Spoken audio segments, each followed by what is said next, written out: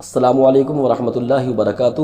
معزز و مکرم ناظرین حضرات، ہمارے یوٹیوب چینل امام الدین آفیشیل میں آپ حضرات کا استقبال۔ امید ہے اللہ رب العالمین کی ذات سے آپ اچھے ہوں گے اور دعا ہے اللہ کی بارگاہ میں اللہ آپ کو اچھا رکھے۔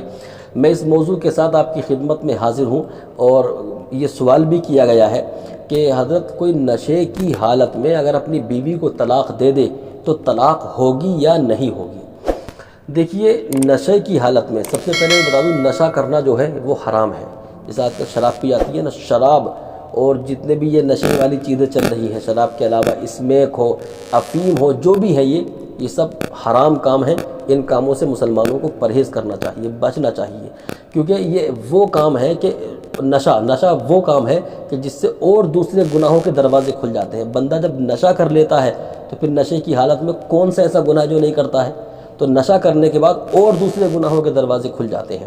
اس لیے نشے سے بچنا چاہیے اور اس سے جو ہے بالکل پرہیز کرنا چاہیے اور اس سے دور رہنا چاہیے۔ اس کے بعد یہ مسئلہ ہے کہ نشے کی حالت میں اگر کسی نے اپنی بیوی کو طلاق دے دی تو طلاق ہوگی یا نہیں؟ تو یاد رکھیے، اگر نشے کی حالت میں طلاق دی گئی ہے تو بالکل طلاق ہو جائے گی، طلاق ہو جائے گی۔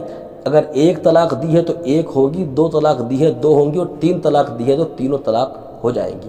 ان نشے کی حالت میں اگر کوئی طلاق دے رہا ہے تو اس کا مطلب یہ نہیں کہ اس کو پتہ نہیں تھا۔ جب شراب پی تو اس کو پتہ تھا کہ میں شراب پی رہا ہوں۔ وہ پیشاب جو پی رہا ہے وہ اس کا تو اس کو علم ہے کہ میں شراب پی رہا ہوں، میں پیشاب پی رہا ہوں، لیکن اب طلاق دے دی تو اب جو ہے اس میں کوئی قیل و قال ہو رہی ہے کہ کوئی ایسی شیخ نکل جائے کہ جس سے میں بچ جاؤں یا میری بیوی میرے نکاح میں رہ جائے۔ یاد رکھیے، نشے کی حالت میں اگر طلاق دی ہے تو بالکل طلاق ہو جائے گی، اور فقہ کی تمام کتابوں میں یہ مسئلہ موجود ہے۔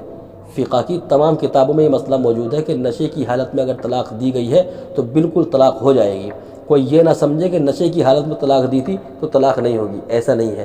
نشے کی حالت میں طلاق دی ہے، طلاق ہو جائے گی۔ طلاق سے بچنا چاہیے، اور پہلے تو نشے سے ہی بچنا چاہیے۔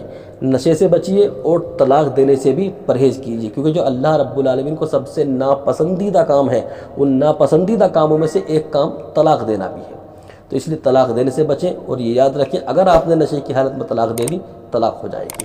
اللہ پاک مجھے آپ کو سب کو عمل خیر کی توفیق عطا کرے۔ استغفر اللہ ربی من کل ذنب واتوب الیہ وما علینا الا البلاغ۔